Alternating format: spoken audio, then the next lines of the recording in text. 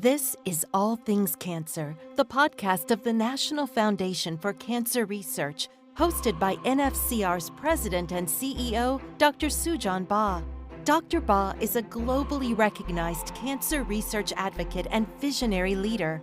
All Things Cancer episodes will explore the hindsight, insights, and foresight of cancer, from research discoveries to patient care advances, and how NFCR and our collaborators are working to accelerate the process of making cures possible. Hi, I'm Dr. Sujuan Ba, President and CEO of the National Foundation for Cancer Research. Welcome to this episode of All Things Cancer. Today, I'm honored to be joined by Dr. Slamon, the recipient of the 2024 Szent-Györgyi Prize for Progress in Cancer Research.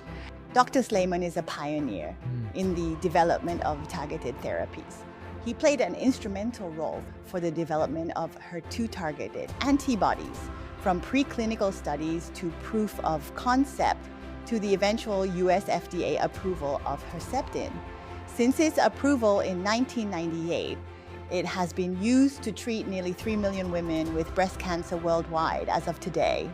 We'll discuss his groundbreaking work, the challenges he faced, and his thoughts on the future of cancer research. Let's get started.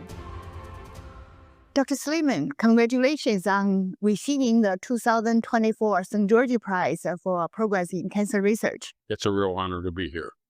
So this is our 19th prize ceremony, and we have a big group of people coming and joining you and celebrating your contribution. So what does this mean to you to receive this prize? Well, it's recognition of the work that we've been doing, and it's no single individual can take credit for work, certainly not me, but the people I've worked with, the teams I've worked with, it's been great to see that work recognized by our colleagues as something worth recognizing, and the impact it's had on patients. So it's very gratifying. It is a wonderful opportunity to recognize your really long-term contribution to cancer research, and for a big body of discoveries, seminal discoveries you have made, lead to drugs that are saving people's lives. How did you get into the cancer research field? I always had an intense interest in biology, and that grew really in high school, but then in college. And I went to a small liberal arts college and majored in biology, and became very excited about basic science biology. But the school I graduated in was not very big in terms of laboratory science. There weren't many labs. There were only 620 students in the school, full enrollment. And it wasn't until I got to the University of Chicago for graduate work in medical school that it became really exciting to apply an understanding or an attempt at understanding the biology and the biology of disease, and have that be an approach we took in cancer. Cancer has been an enormously exciting field. It's a very challenging field, but the concepts that were available to go from thinking about non-specific therapies, non-specific cytotoxic regimens, hoping we killed more bad cells than good cells, to changing the field in terms of our understanding and thinking about what's broken in an abnormal cell. And if we can identify that, can we target it? So we hit that specifically, spare normal cells. And I think the whole field has moved in that direction, and it's been wonderful to be some part of that. And you played a very important part of this. And so from University of Chicago Medical School, and you become a faculty at UCLA, who influenced you the most during your study and fellowship and your career? Probably the biggest single influence was my graduate student advisor. So my PhD advisor was Dr. Winston Anderson, who was a cell biologist. He had trained initially at Howard, and then he did time in France at the Pasteur and institutes in Villejuif. And then he did some time with Don Fawcett at Harvard. And then his first faculty job was at the University of Chicago. And I was his first graduate student. It was really my first immersion in laboratory science. And it was Winston who taught me how to do science, who taught me how to look at data critically, how you should always be your own worst critic. But if the data are telling you something, believe it, even if everyone else tells you it's wrong. That never to have preconceived notions, that you try to make the data fit the notion, but instead make sure that your notions fit whatever the data show you. It was just the whole learning from him of the scientific approach and how to do science has had a great impact on me for my whole career. I share the same sentiment. I owe my own career to two wonderful advisors, Professor Ting-Li Cao and Professor Bradford Whalen. I was Professor Ting-Li Cao's first graduate student when China started to open up the graduate studies. It's a privilege, right, to be the first of something. And then I had wonderful graduate school advisors at the University of Pennsylvania when I came to the United States, Professor Bradford Whalen at the chemistry department. And he really taught me how to be self-reliant and push for explorations. And if you wanted to get specific instructions from him or direction from him, he would keep pushing you to think differently, keep pushing you until you figure out. So that was a wonderful way of guiding me to think openly, always explore the unanticipated things. I think beyond the box. Yeah. So it's wonderful. I know you have done a tremendous amount of work helping Herceptin to get to the market. And I read how hard it was during this process. And you never give up. So could you share with us those moments that you felt inspired and you felt challenged? Well, it was an interesting story and an exciting story. And we've been given a lot of credit, but we've been given credit for pursuing the obvious. Again, from the things Winston taught me and the things you were talking about, you believe the data. If the data are telling you something, you continue to pursue. So when I had my medical experience and training, and I was in the clinic treating patients, I noticed that patients with different cancers, at that time, cancers were defined by the organ system in which they arose. And it was monolithic. So it was, if you had lung cancer, that was one disease. If you had breast cancer, that was one disease. If you had colorectal cancer, that was all the days. And it was siloed. And the regimens that were developed for them, combinations of cytotoxic therapy, occasionally endocrine therapy, but always directed at the disease as if it's one disease. And then you look at the patient. You see some do extremely well with those standard approaches, and some do very poorly. That should have been our first clue that we weren't dealing with a single disease, that even within an organ system, it's a heterogeneous disease.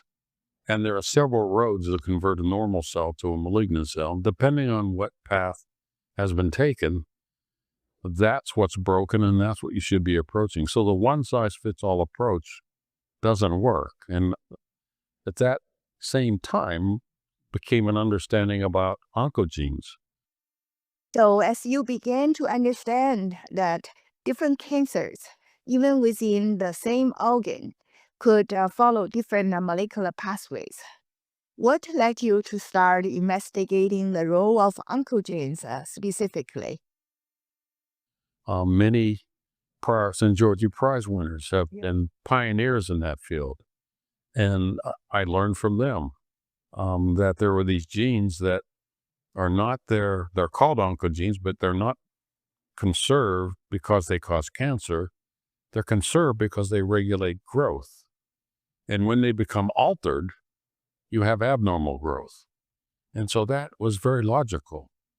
So we started this study. That was a big breakthrough. Yeah, it seemed like an obvious question to ask. Are these genes altered in human tumors? I think the first paper was in 1984, just looking at expression of oncogenes in different tumors. So we started to collect tumors that were being therapeutically removed for therapeutic purposes. The pathologist would make the diagnosis, and then the tissue was disposed of. But as molecular biology came online, you could look at things more than just microscopically. You could look at it at a molecular level. So we took that opportunity to begin to study those genes in various tumors. And when we were doing that and going through different groups of tumors, we came up on an observation that in breast cancer, there was about a group of about 20% of all the breast cancers that had an alteration in one of these genes called HER2, HER2. And that alteration was gene amplification. This is not an inherited alteration. It occurs during the life of the individual. We still don't know how it occurs, but a mistake is made. When the Xerox machinery is copying the DNA, it sticks on a part of the genome and makes too many copies of this gene in a certain percentage of breast cancers. Wow, you must wonder, what does that mean? Because it was already known that the genome of cancer cell was unstable. So we had the advantage, having started with human tumors, of having the clinical data. And when we looked at the alteration is present and compared it to the clinical data, we found that women whose tumors contain this had a much different outcome when they were treated with the best available standard therapy. Unfortunately, they recurred more quickly, and equally or even more unfortunately, they succumbed to the disease more often. That was our first clue that this was a different subtype of breast cancer, and that perhaps this is something we should study back in the laboratory. That's how it all got started for us.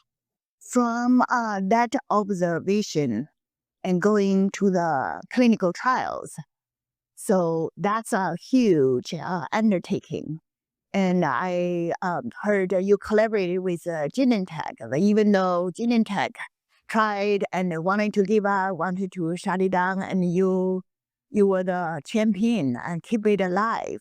Well, there was challenges, that's for sure. There was, and it was a definite collaboration with scientists at Genentech. There was a small group of scientists who really believed in the data that we were producing. And there was one particular scientist we first started with was Axel Ulrich, who had cloned the HER2 gene. He was one of 3 laboratories that cloned it. The other laboratory was Stuart Aronson's at the NCI, and the third was Tadashi Yamamoto in Japan. Independently, all cloned the same gene, coming at it from different angles. And what they found is it was a sibling, if you will, of the EGF receptor.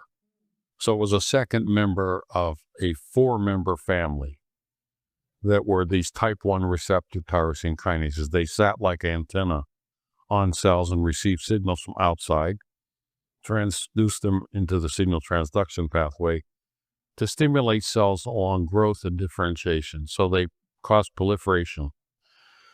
And when we found this alteration, and that initial collaboration was with Axel, and we found that it was associated with a bad outcome, the next question was why? So this collaboration between academic researchers, basic science, and corporate scientists, and come together purely based on the scientific exchange? Yes, exactly. That's how it all started. There was no exchange of research dollars or anything. It was our interest in these genes. Axel Ulrich, having cloned a group of these genes, he actually had 6 of these sent to us. And we were screening all of them when we found the HER2 alteration in breast cancer. So that's a special period of time. Scientists are encouraged to collaborate and to share. So we shared that information with Axel. He was very excited about the fact that it was tracking with this aggressive outcome. And at the same time, we wanted to say, could we target the alteration? But before we wanted to know, should we target it, the first question had to be answered back in the lab. And that was, is this just a useful flag for aggressive tumors? Or is it tracking with aggressive tumors because it plays some role in causing that aggressive behavior? So we took that question back into the laboratory. So we're fortunate to be involved in some research, and it wasn't just our lab. There are other labs doing things similar, where we took the HER2 gene and transfected it into breast cancer cells that did not have the alteration. And when we did that and compared non-altered to altered, we found that they grew more rapidly. They were less sensitive to endocrine therapy. They were much more metastatic. They were more tumorigenic. So that was the clue that it was tracking with these aggressive tumors because it was playing a role in causing that behavior. That made it a target. But at the time, the only thing you could target something like that with, there were no small molecules against kinases or that kinase. But there were antibodies that had been developed to study the protein. So again, working with Genentech and Axel, Brian Fenley, who was sort of their antibody expert at the time, sent us a series of antibodies. We got some from Genentech. We got some from Amgen that was studying the protein. We made some of our own antibodies, and we began to test them in cells in culture that expressed it. And we found that the antibodies would suppress the growth of those cells in culture. And if you had a breast cancer cell that did not have the alteration, you could put as much antibody as you wanted on, it would not suppress their growth. So it was specific. So then we did in vivo studies in mice where xenografts, human breast cancer xenografts, were growing. And if they had the alteration, we could suppress the growth. And if they didn't, they would grow. And it was armed with that information that we went to the FDA and asked for permission to start phase 1 studies that happened at UCLA. So it was a very exciting time. It is an exciting time. How did you get the lawyers from Genentech and UCLA to work together? Well, they weren't at the beginning because Genentech didn't think, I know this is going to sound crazy, but the company had just come off of two, for want of a better word, failures in oncology, TNF and interferon, which were going to be big cancer drugs, but neither one panned out to be something that we used easily in cancer. So the chief medical officer at the time at Genentech said, cancer is not a business. And it's interesting to hear that from a company like Genentech, where cancer is their business today. But there was a small group in the company that believed in it. At that point, then Axel left and went to become director at the Max Planck in Germany. But there were still some scientists at Genentech who saw these data and believed it after we found the alteration, saw that it tracked with aggressive outcome, and saw that the antibodies could suppress their growth.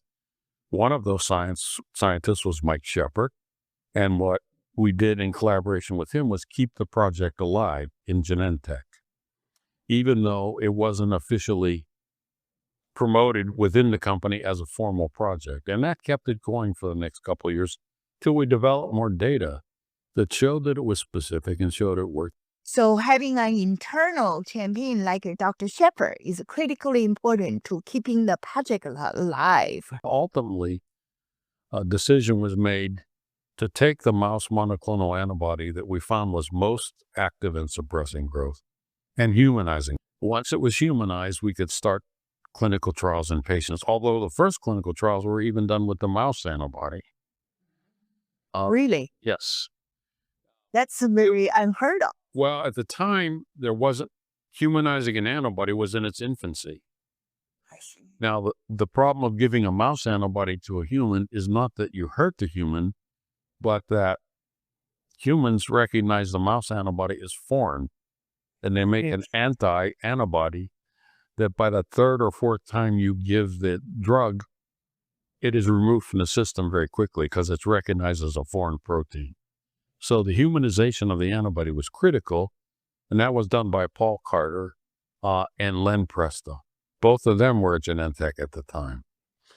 And again, it was the infancy of that process of how to humanize an antibody. When we got the humanized antibody back, we went into patients again with the humanized antibody. And that's where we first started to see the first activity that we could suppress the growth in patients.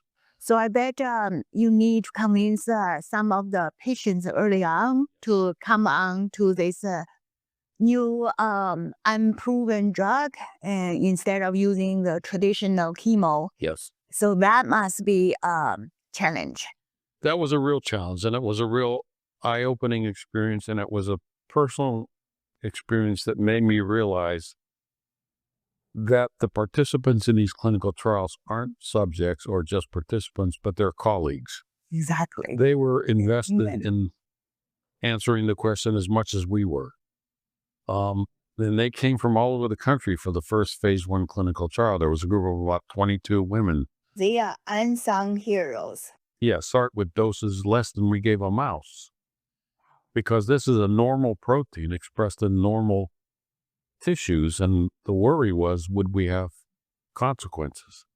So we had to start at low doses, and we could not advance those patients to the next dose because we had to make sure there was no long-term safety problem. But if they cleared that, the next group got a higher dose, and they all participated. And when I gave them the informed consent, we talked about the fact that this may not help you. In fact, there may be side effects, but it'll help us understand the field. And to a person, they signed on and said, we understand that it may not, but it may help the next person. And it was a very enlightening and sobering experience. They were true colleagues in the story. And I believe some of the patients carried on all the way through the clinical trials. So when we got to the highest doses, that's when we started to see the responses that were complete and durable. And in fact, it was the patients at those highest doses that, and the first patient, and she's been public about it, who has been out there, was a patient that had widely metastatic disease, was told that she had maybe 10 to 12 weeks to live, and went on the trial at this higher dose, and all of her lesions, multiple lesions in the lung, multiple lesions in bone, completely resolved. She is now alive 32 years later. And at that point, Genentech began to believe that this possibly could be a real drug.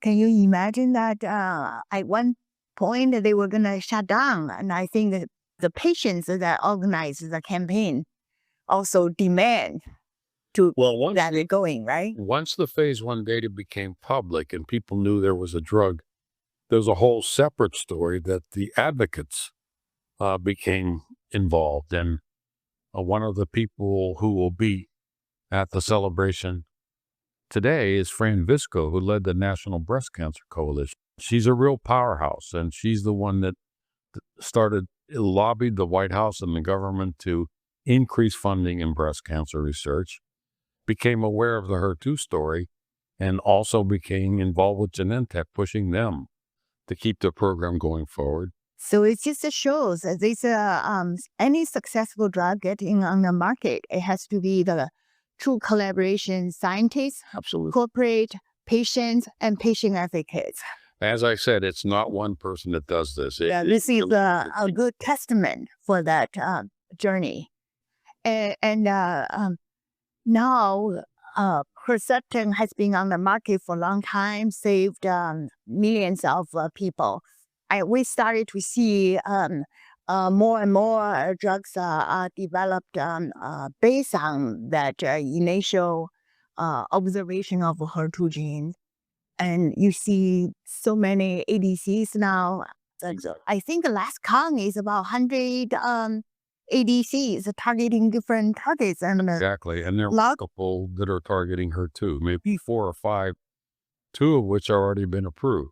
So HER2 low.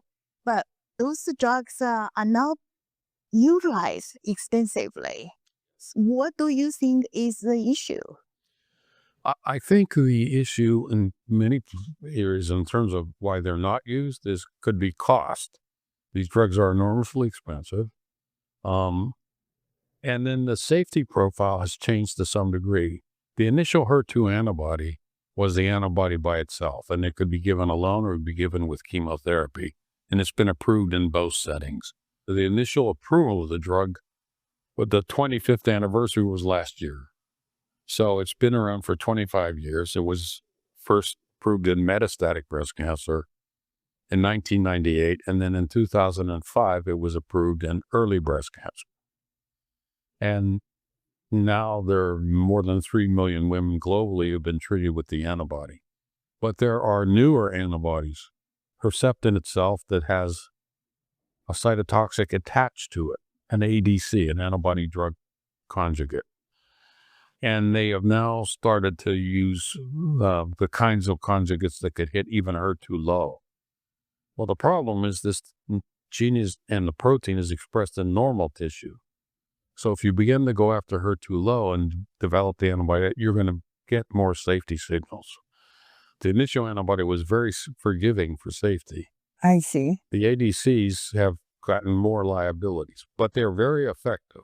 So you are hopeful for this field? Do you feel this is the right direction to go? And I see more and more people utilizing the combination, this combination of this with HER2, combination of that with immunotherapy. So many combination trials going on. And the results are either no good or not durable.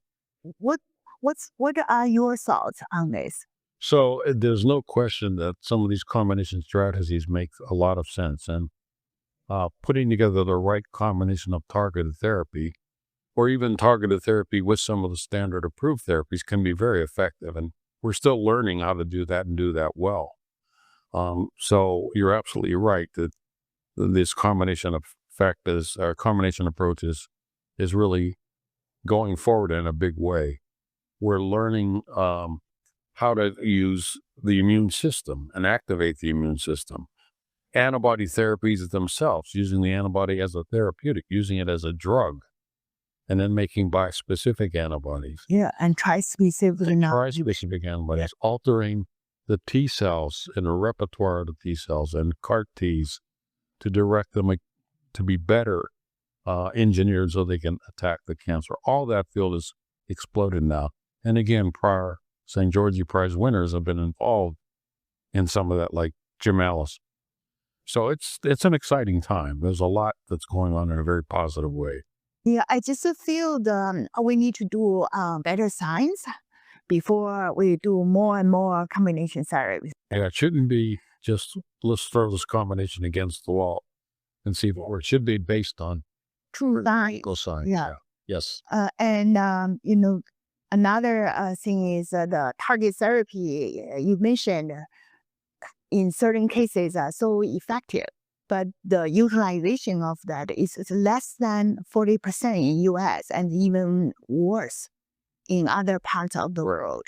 What do you think is a barrier for the precision medicine targeted therapies to be applied to the bigger populations?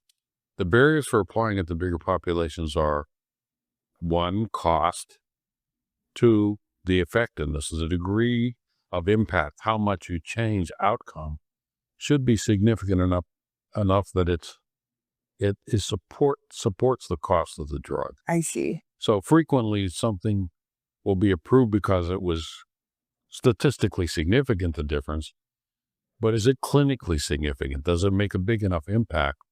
Especially in countries where the government is paying for the drugs, so society is paying for the cost of the drug. The impact should be big, and those are the drugs we should be going for, not just small incremental changes, but large changes. A lot needs to be done in that field as well.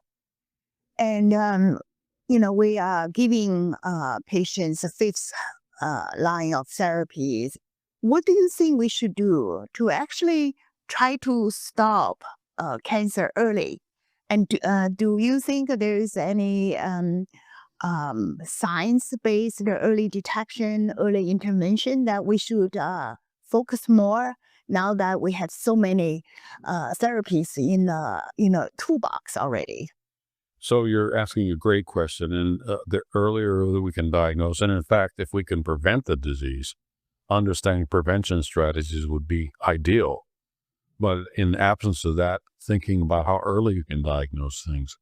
And you're aware of this whole idea of now we can test the DNA that's circulating. So we no longer have to see a tumor or biopsy a tumor, but we can detect through abnormal DNA that's circulating in the blood the presence of a cancer. And we've now refined that enough that when we see certain kinds of patterns, it tells us where that cancer may be, even if it's not visible yet on a scan. So early detection is becoming a very big area of research that is real. It's really paying off. So the efforts on early detection and early intervention, in my view, are still significantly less than the late stage treatment and efforts. You're absolutely right, but it's moving very quickly in a good way. That's good. And what are the good advice from you for the young generation of the scientists and the different types of organizations for collaboration? Well, it's an enormously exciting time for cancer research because the tools we now have available, you talked about all the tools available for treatment, the tools available for research to interrogate tumors, to interrogate cancer cells, to do single cell genetics are incredible. They're changed dramatically just in the last 5 and 10 years. So, being able to look at a tissue and do spatial genomics on which cells are having what alterations is here. We can actually do that.